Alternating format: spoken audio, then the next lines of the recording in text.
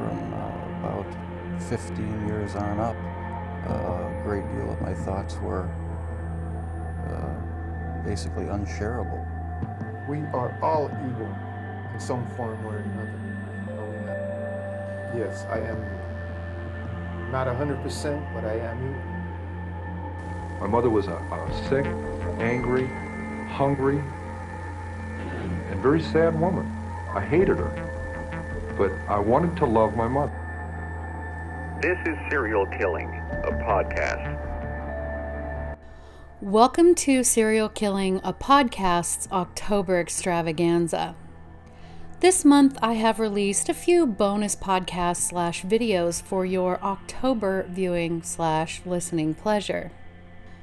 They have included some of our most beloved horror villains, killer mothers, and a little bit of storytelling.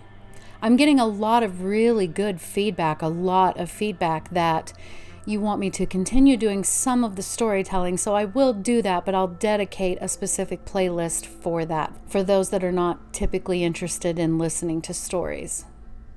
Now, if you are enjoying this series or anything else I do, then like, subscribe, consider being a sponsor. Every little bit helps. And I especially want to thank a few of my patrons, Galen, Emma, John, and Judy. So our next October extravaganza podcast will be on a murdering mother, Megan Huntsman. Now, Megan was born on February 27th, 1975 in what I believe is Pleasant Grove, Utah. So let's get into some history for that time.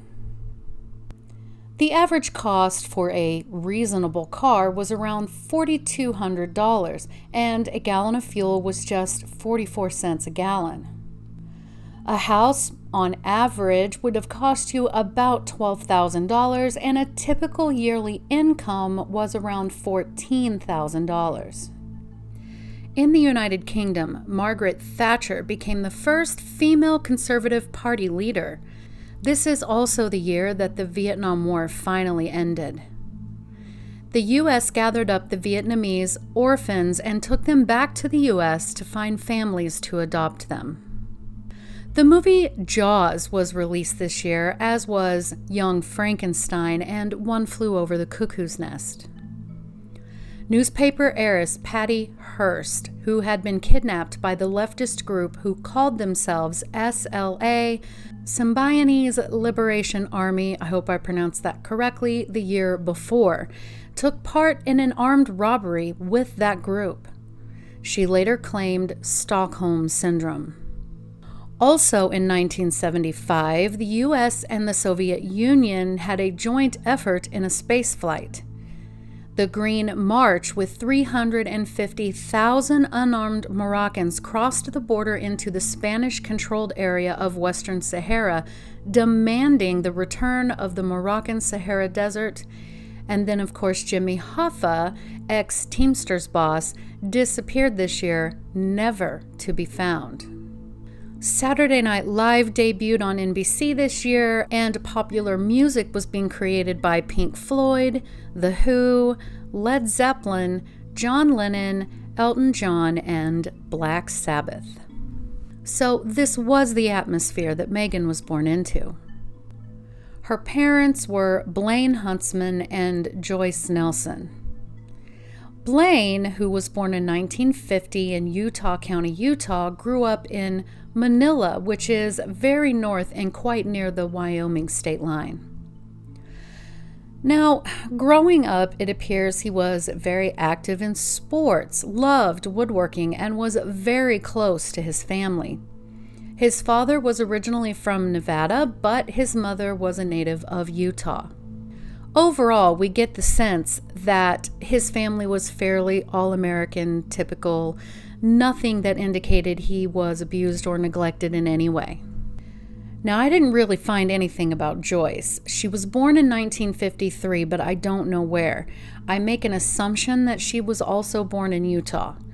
There was no information on her background at all, but there's no stories that stood out specifically that Joyce was abused or neglected in any way. So Blaine married Joyce on September 16, 1971 in Indian Springs, Nevada, and both belonged to the Mormon faith. Megan's father worked as an industrial painter, and her mother worked at a local grocery store, but also had jobs elsewhere. All of the children, as far as I could find, were treated fairly and were loved. School photos of Megan show that she was clearly well taken care of. She wore nice clothing, sported the popular hairstyles, and so on. But Megan's family was again quite active in the Mormon church. Growing up, she had 2 younger sisters. Megan was the oldest. And I wasn't really able to find any specific stories about her childhood either, at least her earlier childhood. But classmates from Pleasant Grove High School did speak about the many sleepovers with Megan at her parents' house, as well as hiking trips to a nearby canyon. Again, looking at her yearbook photo from 1993, which was her senior year, shows an average young woman smiling softly. Really, the only thing that I could find regarding Megan's personality was that she was extremely shy and quiet. Her own siblings and her mother attested to that in later testimony. I didn't get the sense that she was particularly overly achieving or hard on herself. It felt more like she was introverted and average, which is not a bad thing. Joyce would later say that Megan was very quiet and kept to herself, that she never wanted to ask for help, rarely sharing personal details of her life with anyone, so she was intensely private. And she grew more secretive after she got pregnant in high school and moved out at the age of 18 to marry the father. We do know that at some point she met Darren West and they began dating. She found out that she had become pregnant during her senior year, and the couple married in April of 1993 when Megan was, like I said, 18 years old. Sources say she hid that pregnancy from everyone until right up to when she was due. Darren himself had already graduated high school. He had joined in the Marine Reserves and was studying at Utah Valley Community College. His parents owned a rather nice, modest, middle-class home in a good neighborhood and let the young couple live there. Darren went on to work in construction, and Megan began to clean houses and babysit for extra money. Their first daughter, Darian, was born later that same year, 1993. The next year, Megan had their next daughter, JC. It is interesting to note that, yet again, Megan took great care in concealing this pregnancy as well until she was nearly due. And for the young family, though, things seemed to be off to a good start. Only sometime after JC's birth, the couple began experimenting with drugs. Experimentation turned into full-blown addiction to methamphetamine. Both Darren and Megan used every day. Megan later admitted that her addiction was all-consuming. It has been said that their marriage, quote, decayed into substance abuse and violence, unquote, according to statements Megan had made to people who were close to her at that time. According to Megan and her family, quote, she had black eyes and was embarrassed to tell anyone about it, to tell people what had happened, unquote, said one of her uncles. Quote, it was pretty severe. She would not come around for long periods of time, unquote. It is important to also note that the police said they never received any complaints of domestic abuse from this home. Then again, a family member said they didn't know about the methamphetamine that ruled the couple's lives.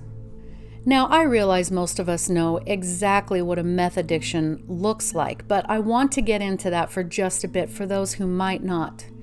And keep in mind, addiction and the effects are different for different people. This is just an overview. In general, people who use meth have mood swings that go from euphoria to anxiety to depression. They most often socially isolate. They hide their drug use from others, obviously. They act rather impulsive, partake in dangerous or otherwise risky behaviors. They have relationship problems, violent behaviors, aggression, and develop a, quote, binge, crash pattern of abuse. Most lose their appetite, often not eating for long periods of time, leading to severe weight loss. They can tremble and shake, not able to stand or sit for any real length of time. They sometimes have hair loss, often develop open sores on their bodies from constant picking, insomnia to the point that they stay awake for days and days on end. Their cheeks can become grotesquely sunken in and their teeth begin to turn black and rot. They can develop heart problems and liver damage. But the psychological effects are nothing to joke about. They include nervousness, repetitive behaviors, disorganized thoughts, hallucinations, meth bugs, or the sensation of bugs crawling underneath their skin. They have paranoia and sometimes psychosis. So bear that in mind. And during this time, though she was apparently and rather effectively raising her 2 daughters, she became pregnant again. This time she told no one at all. In fact, no one even suspected it. She did what most women who do want to hide their pregnancies do. She wore baggy clothing and she didn't leave the house much. She continued to use meth during the entire pregnancy, and once she went into labor, she quietly gave birth in her own home alone. I don't know specifically if it was while her daughters and her husband were out of the house, but needless to say, no one heard her giving birth. Once it was over and she had delivered the baby, she had to make a very quick decision: the baby or the addiction. So she put her thumbs on the baby's neck, choked it to death, even putting a hair tie around its neck to, quote, make sure it was dead. She then wrapped it in some cloth, put it inside of a plastic bag, and then put that into a shoebox and placed it in a box in the garage that was labeled Christmas.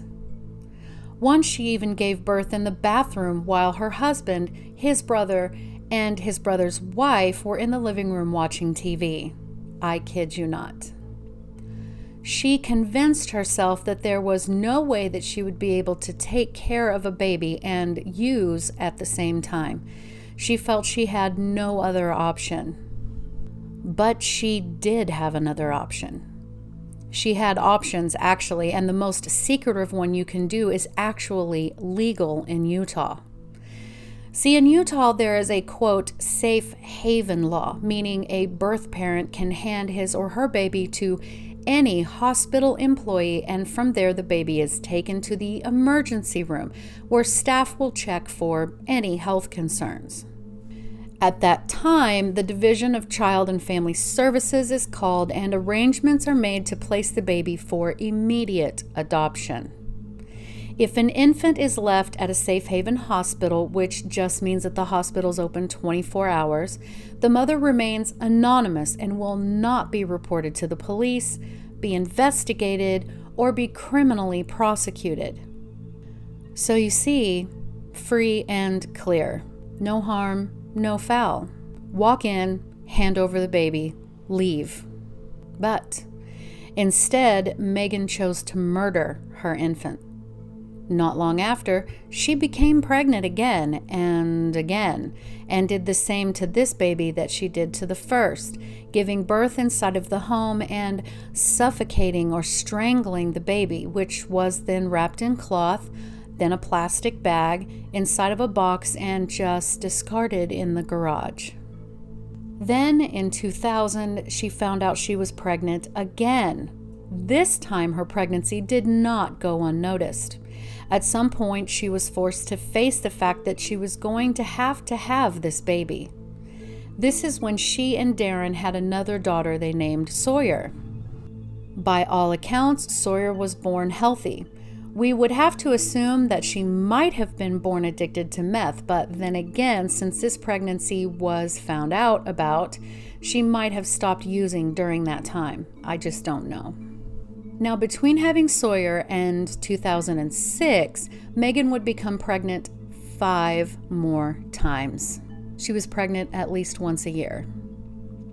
Each time she kept the pregnancy a secret, silently gave birth either in the bathroom or literally on her bed, murdered the infant nearly as soon as it was born in under 2 minutes, then hid the tiny bodies in her garage and cleaned up the mess from her labor.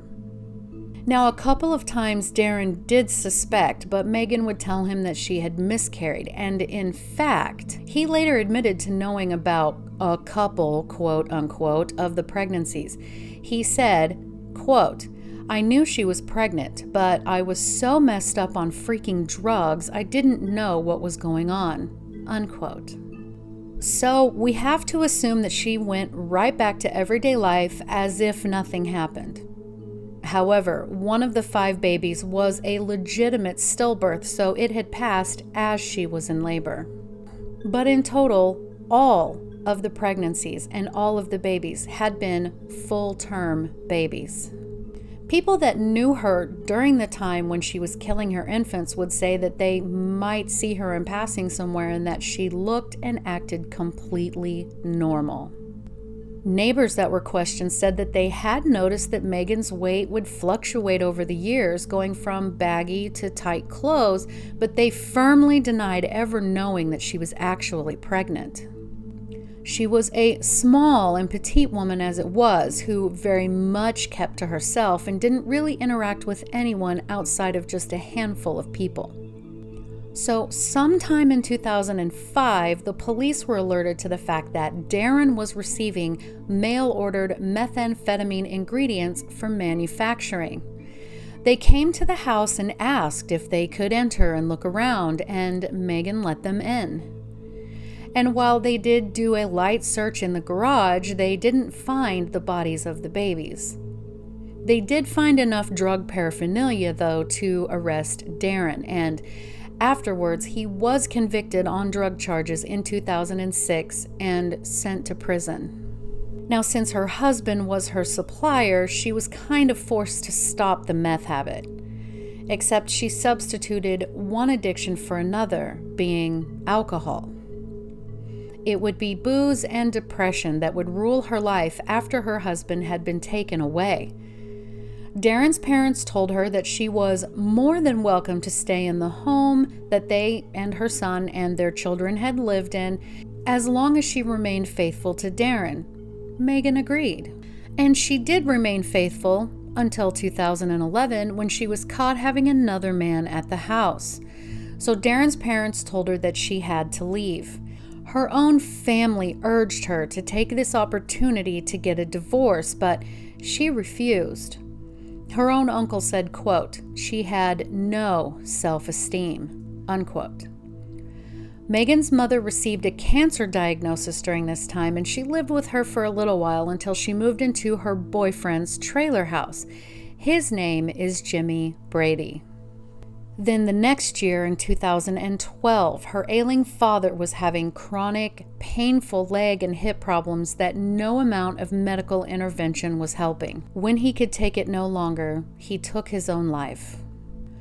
Megan was completely devastated and began drinking heavier.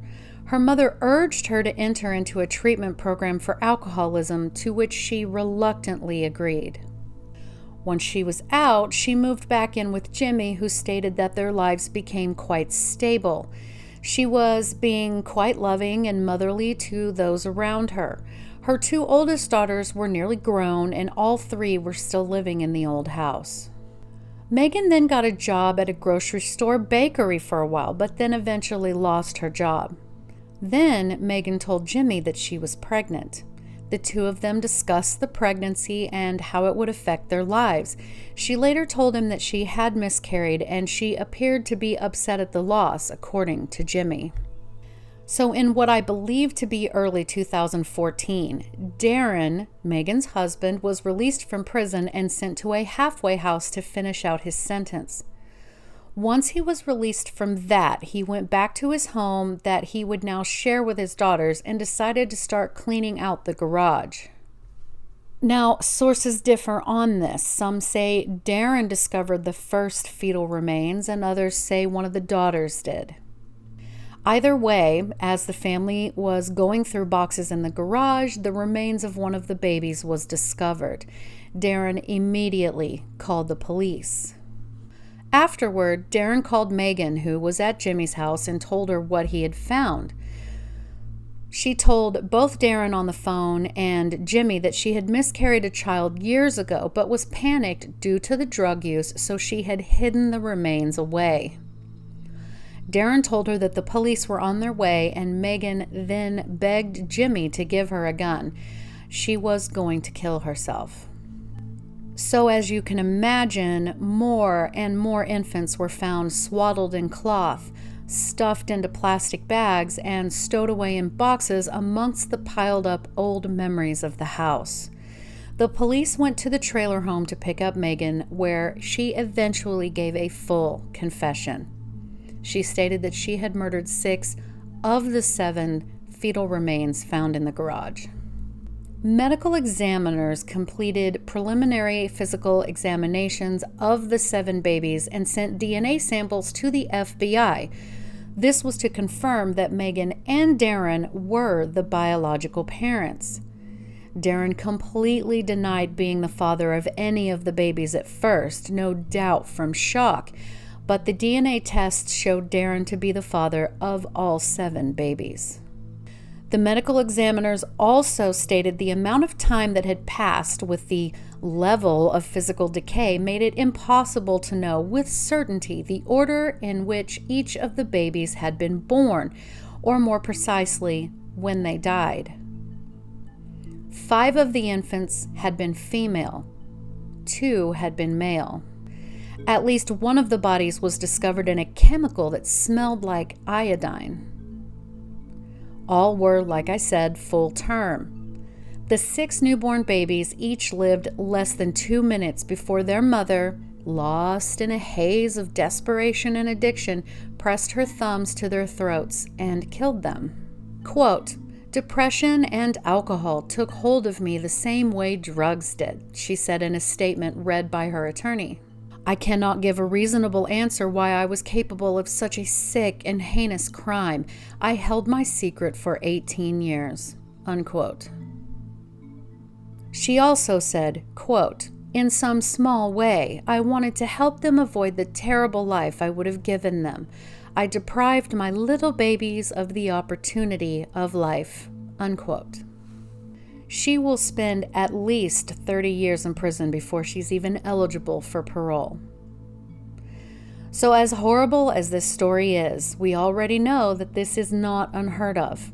Neonaticide is what we call it when a parent deliberately ends the life of an infant that is less than 24 hours old. It is more often committed by mothers than fathers, who commit this act to children aged 8 or older generally. 90% of cases of neonaticide are committed by mothers who are 25 years old or younger. It is exceedingly rare to see this past that age. They usually deny or conceal their pregnancies. They are at an 80% chance of being unmarried, and less than 30% are deemed depressed or psychotic. A conservative estimate puts the incidence of neonaticide in the U.S. at 150 to 300 annually, although no official reporting requirements exist and many cases do go undiscovered. But in this case, Megan was well over 25. She had let a 3rd baby live in between the murders and was married. While drugs were a factor, it is reported that she took excellent care of her daughters.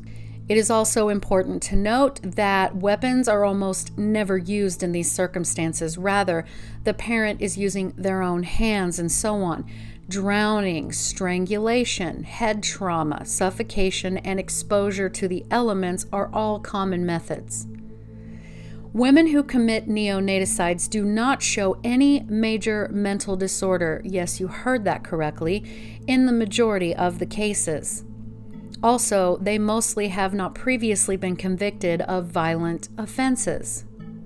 So, with a husband, 3 thriving daughters, and 2 sets of families to help her, her only excuse was that she chose drugs over her own babies over and over and over. And that, my friends, is, in my most humble and personal opinion, is inconceivable, unforgivable, and irredeemable. But what do you think? Leave me a comment on the YouTube video or DM me on Instagram. Leave me a message. You can email me at serialkillinginstagram@gmail.com. And thank you so much for listening. We are rounding the end of the October extravaganza. I hope you've enjoyed it, and we will be returning to our normal regular schedule very soon. Thank you so much.